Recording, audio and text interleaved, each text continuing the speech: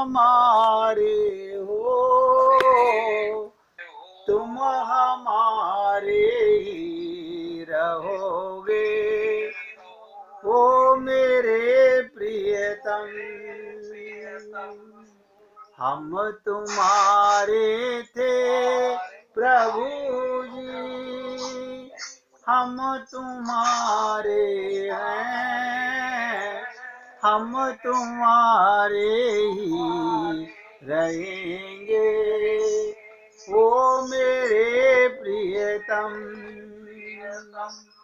तुम हमारे थे प्रभु जी, तुम हमारे हो, तुम हमारे ही रहोगे। ओ मेरे प्रियतम। बताइए भगवत प्राप्ति में क्या अड़चन है? सोचो। संसार से व्यवहार कीजिए या भगवान मान के प्रेम कीजिए, बस दो ही तो बातें हैं। या तो सब में भगवान देखिए या व्यवहार कीजिए। हम क्या करते हैं? भगवान से तो व्यवहार करते हैं और परिवार मान के प्यार करते हैं। अनंत जीवन गुजर गए यही पाप करते करते।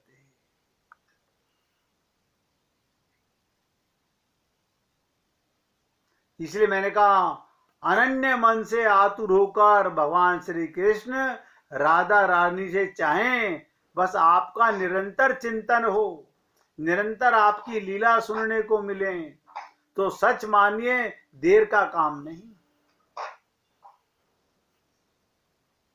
आपकी ये चाह बड़ी उत्तम है, मगर ये चाह हो तब ना, निरंतर भगवान श्री कृष्ण का स्मरण बना रहे और लीला सुनने को मिले, ये बहुत उत्तम चाह है।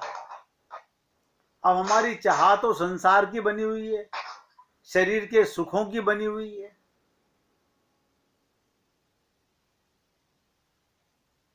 बहुत उत्तम चाह है, बस चाहते चले जाइए, झूठी सच्ची जैसी भी चाहो, चाहते ही चले जाइए। चाह बनी रहेगी तो कभी न कभी सच्ची का रूप धारण कर लेगी। अगर चाह बनी रहेगी तो, लेकिन हम लोग उसे भूल जाते हैं। कुछ देर चाह रखते हैं फिर भूल जाते हैं। सत्संग में आते हैं तो भगवान याद आते हैं, सत्संग खत्म। अरे तुम परिवार में रहो मगर भगवान मान के रहो ना, किसने मना किया? ये संसार भगवान बने हैं, आप कहाँ रहते हो? संसार में। तो संसार कौन है? भगवान है। अब गोपियों की आंख नहीं, गोपियों का मन नहीं, तो मन कौन बनाएगा? आप बताइए, हमारी जगह कौन बनाएगा?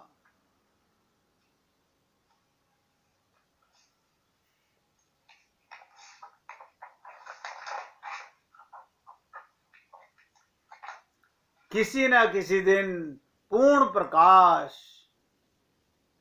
प्रकट हो जाएगा। गोपियां उद्धव जी से कहती हैं, सूर का पद गाती हैं कि नाहिन रहो हिये में ठोर, नंद नंदन अछत कैसे आनिए ओर ओर। सोचिएगा, ऐसी भावना कीजिए सचमुच सामने उद्धव लीला हो रही हो। एक प्रेम रस निमग्न ब्रज सुंदरी कह रही है, उद्धव क्या करूं? बहुत ध्यान से सुनो। गोपी उद्धव से कह रही है कि उद्धव क्या करूं, तुम्हारी बात ठीक है पर हृदय में जगह ही नहीं। और हमारा हाल क्या है? हमें कोई ट्रेन में मिल जाए, बस में मिल जाए, खड़ा मिल जाए, हम सबको हृदय में घुसा लेते हैं। जहां देखी तवा परात वहां बिताई सारी रात। और गोपी की हरी है, उद्धव क्या करूं, तुम्हारी बात ठीक है पर हृदय में जगह ही नहीं। दूसरी वस्तु को, दूसरी चर्चा को क्या रखूं और कहां देखूं मैं।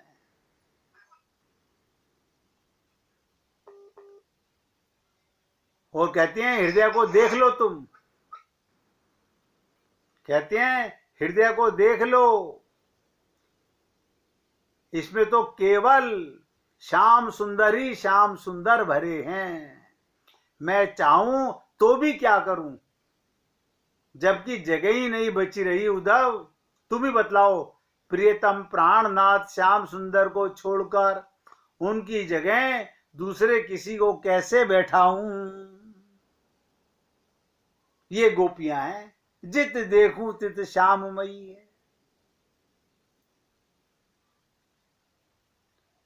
और कहते हैं नहीं नहीं उद्धव, असंभव, प्राण भले ही चले जाएं, पर अब इस हृदय में दूसरे का प्रवेश नहीं हो सकता।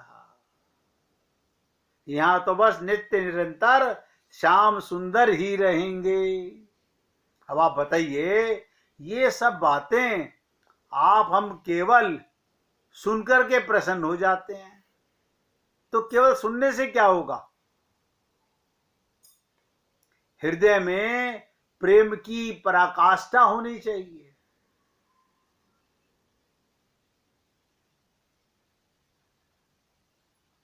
प्रेम की पराकाष्ठा किसे कहते हैं, ध्यान से सुनो। चकोर, भाई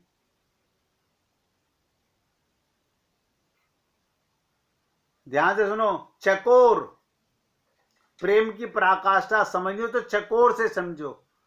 चकोर एक बहुत प्यारा पक्षी है। कहा जाता है चकोर चंद्र किरणों को पीकर जीवित रहता है।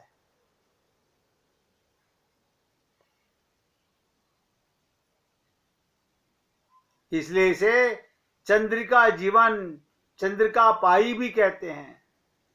वो चंद्रमा का एकांत प्रेमी है और रात भर उसी को एकटक देखा करता है।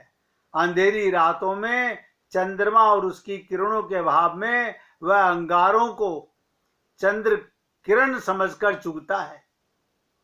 चंद्रमा के प्रति उसकी ये प्रसिद्ध मान्यता के आधार पर कवियों द्वारा प्राचीन काल से अनन्य प्रेम और निष्ठा के उदाहरण स्वरूप चकोर संबंधी उक्तियां बराबर दी जाती हैं।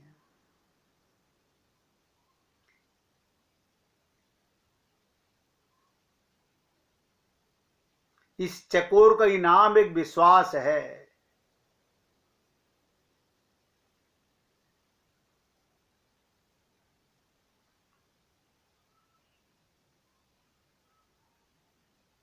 कहते हैं भोजन की परीक्षा के लिए राजा लोग उसे पालते थे। तो काम के विषय पर आते हैं। एक बार एक चकोर अपने प्रेमास्पद चंद्रमा की तरफ आपलक, बताइएगा, पलक नहीं गिरे, आपलक दृष्टि से चांदनी रात निहार रहा था। एक चकोर आपलक चांदनी को निहार रहा था। एक टक इतने में आकाशीय उल्का पिंड चंद्रमा की ओर से चकोर की तरफ बढ़ चला। चकोर तो ठहरा चंद्रमा का अनन्य प्रेमी, वो फूले नहीं समाया और भ्रम में पड़ गया। ये सोचा उसका प्रेमास्पद चंद्रमा ही उसकी ओर उससे मिलने के लिए बेताबी से आ रहा है। अब प्रेम में विभोर होकर उस उल्का पिंड को चंद्रमा समझकर उसकी ओर लपका, परंतु उल्का पिंड की अत्यधिक आग की गर्मी से जलकर राख बनकर जंगल की एक पगडंडी पर गिर पड़ा। इतने में ही नारद जी, ध्यान से सुनो, उस पगडंडी से गुजर रहे थे। अब नारद जी तो खुद भक्ति के पराकाष्ठा हैं। वे इस चंद्रमा के अनन्य प्रेमी को कैसे ना पहचानते। भक्त भक्त को पहचान लेता है। नारद जी ने सोचा क्यों ना सम्मान के साथ इसकी अस्थि अवशेष को गंगा में विसर्जित कर दिया जाए।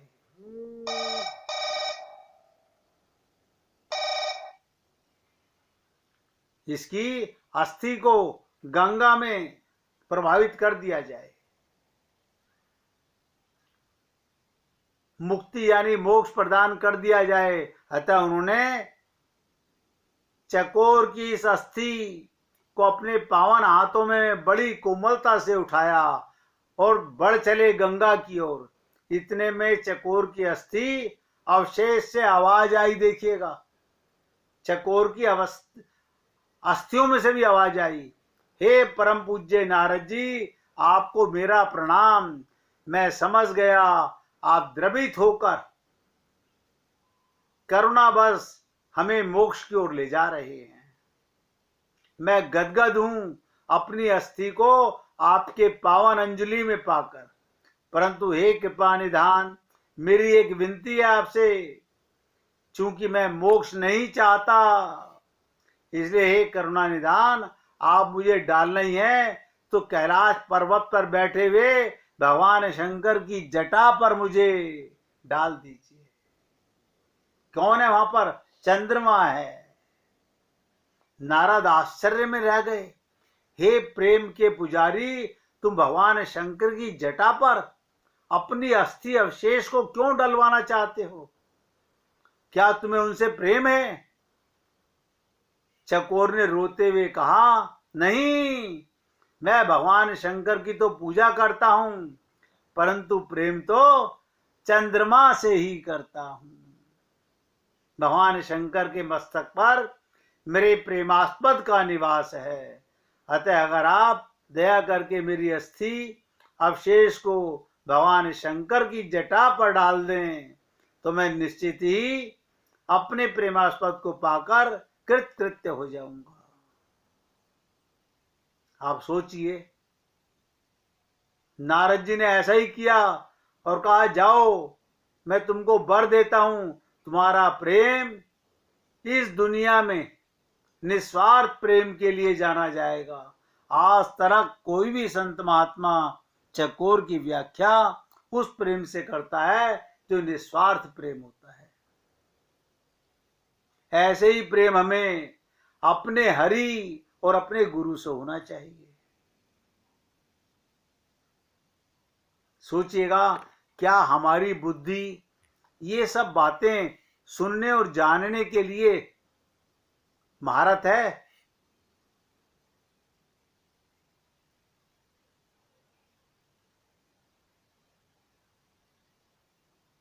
आपसे रोज निवेदन करता हूं, आपको जब तक तत्व ज्ञान का मतलब होता है 24 घंटे का ज्ञान,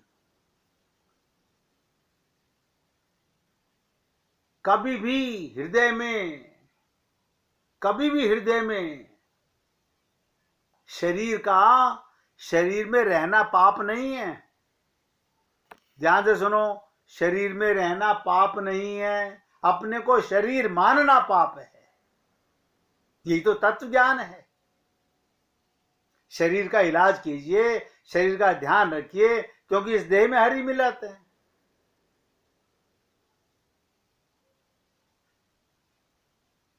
भगवान नाम का स्मरण कैसे होना चाहिए?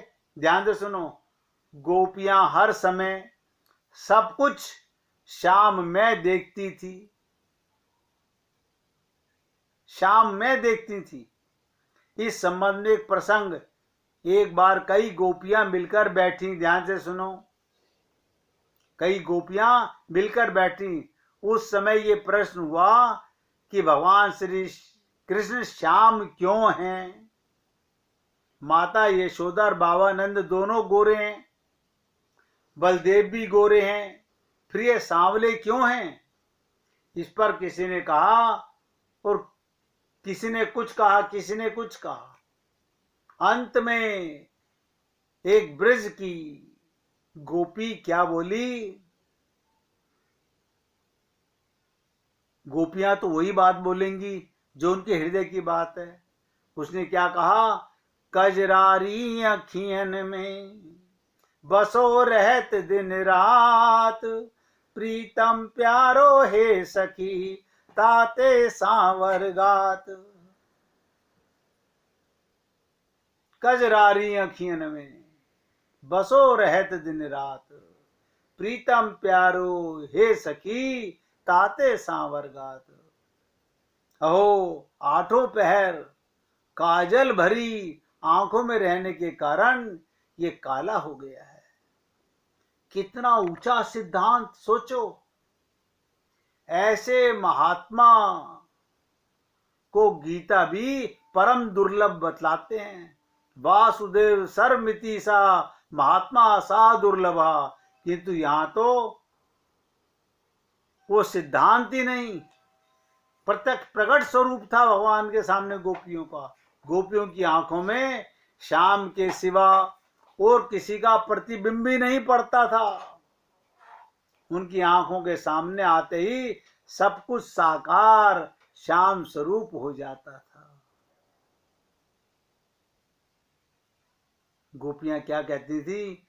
बावरी वे अखियां जरी जाएं, जो सांवरो छाड़ निहारती गोरो। हम तो उसको छोड़ के किसी गोरे को निहारना ही नहीं चाहते। गोपियों को भगवान के प्रति प्रियतम भाव था, प्रियतम। उनसे बढ़कर और कौन हो सकता है? चित्त भगवान में हो जाए, उस पर भगवान नाम सतत्व हो जाए। ये नहीं हम उसके द्वारा भगवान नाम का भजन करें, उस पर भगवान की पूरा अधिकार हो जाना चाहिए। ऐसी स्थिति में ब्रज सुंदरियों को प्राप्त हुआ थी। इससे उद्धव को गोपियों के पास भेजते हैं भगवान श्री कृष्ण। उद्धव को, ज्ञानी को भगवान श्री कृष्ण इसीलिए गोपियों के पास भेजते हैं। वे करती क्या थी? सोचो, वे जहां बैठती अपने प्रीतम भगवान की चर्चा किया करती थी। आप सोचो, आप लोगों को और हमको भी तो आत्मज्ञान हो गया। कितनी बार सुन चुके हम किसकी चर्चा करते हैं? सिंपल सी बात है, आप अपने आप में झांक के देख लीजिए। उसकी चर्चा के अलावा कोई चर्चा ही नहीं। उसी का गान करती थी, उसी में संतुष्ट रहती थी और एकमात्र उसी में रमण करती थी। ये भगवत प्रेमियों का संग बहुत दुर्लभ है। एक सत्संग वो है जिसमें चित्त शुद्ध होता है। फिर शुद्ध चित्त में ज्ञान उदय होता है। शुद्ध चित्त में ज्ञान उदय होता है और उसके पश्चात भगवत प्राप्ति होती है। क्या मतलब? सबसे पहले अंतःकरण शुद्ध कीजिए। उस शुद्ध चित्त में आत्मज्ञान, आत्मा की अनुभूति होती है और उसके पश्चात भगवत प्राप्ति होती है। किंतु ये वह सत्संग है जिसके लव मात्र के साथ मोक्ष की तुलना नहीं की जा सकती। भगवत प्रेमी मोक्ष नहीं चाहता, केवल भगवत प्रेम चाहता है। भगवत प्रेमियों का जो लव मात्र का संग है, देखिएगा, लव मात्र का, उसके साथ हम स्वर्ग और मोक्ष की भी तुलना नहीं कर सकते। भगवत प्रेमियों का बहुत जरा सा संग भी, उसको तो गोपियां पाना चाहती हैं और स्वर्ग और मोक्ष को धिक्कारना चाहती हैं। उनकी तरफ थूकना भी पसंद नहीं करती। फिर साधारण मानव भोगों के विषय में तो कहना ही क्या है। इसी से भक्तजन कभी मोक्ष नहीं चाहते। उनकी तो यही इच्छा रहती है, भगवत प्रेमी मिलकर सदा प्रियतम भगवान की मधुर चर्चा किया करें। यही गोपियों का सत्संग था। देखिए, मैं तो आपसे निवेदन कर रहा हूं, 16 तारीख से यही मान के आइएगा, कोई पुरुष और स्त्री बन के नहीं, भगवान के प्रेम में गोपियां ही भगवान को पा सकती हैं। वहां आत्मा ही गोपी है। अगर शरीर बन करके आप सत्संग सुनते हैं तो धिक्कार है, फिर बेकार है। फिर गोदा जी की कृपा क्या होगी हम पर। निवेदन कर रहा हूं, अपना कल्याण करने के लिए हम सब लोग संपूर्ण अधिकारी हैं। अब आप अपना अधिकार किस प्रकार करना चाहते हैं, मैं तो निवेदन कर सकता हूं ना, इसलिए कहा था। अब देखिएगा, कल आपको भगवान राम के परिवार की सुनाई थी। अरे राक्षस के कुल की सुन लो। इतिहास साक्षी है, प्रहलाद ने पिता को आज्ञा का उल्लंघन किया। प्रहलाद ने पिता की आज्ञा का उल्लंघन किया, जबकि शास्त्र वेद कहते हैं पितृदेवो भव, मातृ देवो भव। उधर ब्रज गोपियों ने पतियों की आज्ञा का उल्लंघन किया, विभीषण ने बड़े भाई की आज्ञा का उल्लंघन किया। आप बताइए, भगवत प्राप्ति के लिए सब कुछ जायज है, लेकिन आप और हम लोग अपने आप को धोखा दे रहे हैं। हमें अभी भगवत प्राप्ति की चाहना पैदा नहीं हुई है। निवेदन करना मेरा कार्य है। जो तत्व ज्ञान की बात मैंने आज आपसे कही, आप सोचिए, बार बार सोचिए कि मैं आत्मा हूं या शरीर हूं। अगर आपको 24 घंटे, बताइए, आत्मा का ज्ञान और कैसे होगा। आत्मा को ही आत्मा का ज्ञान होने में कष्ट हो रहा है। देखो कमाल की चीज, आत्मा को ही आत्मज्ञान करने में भारी पड़ रहा है। हमारे चित्त में कितना संसार भरा हुआ है, कितनी अज्ञानता भरी हुई है। अनंत जन्मों से हमारे अंदर अज्ञानता भरी हुई है। इसलिए निवेदन करना मेरा कार्य है, मानना ना मानना आप भक्तों का कार्य है। मैं तो आपसे निवेदन ही कर सकता हूं। 1 मिनट कीर्तन करेंगे। आज सत्संग को यहां विराम दे रहा हूं और 16 तारीख से आप सब गोपियों से प्रार्थना करूंगा कि हर रोज कोई ना कोई भजन सुनाए तो ज्यादा अच्छा लगेगा। भजन सुनाने से आपका भाव बनेगा भगवान के प्रति, भगवत प्राप्ति का भाव बनेगा। इसका प्रयत्नशील सभी गोपियों को करना चाहिए। चलिए प्यार से गाइएगा। मेरे गिरधर गोपाला, मैं तेरी तू मेरा। मेरे गिरधर गोपाला, मैं तेरी तू मेरा। मेरे गिरधर गोपाला, मैं तेरी तू मेरा। मेरे गिरधर गोपाला, मैं तेरी तू मेरा। मैं तेरी तू मेरा।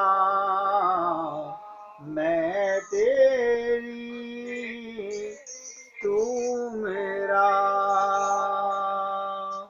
बोलिए वृंदावन बिहारी लाल की जय।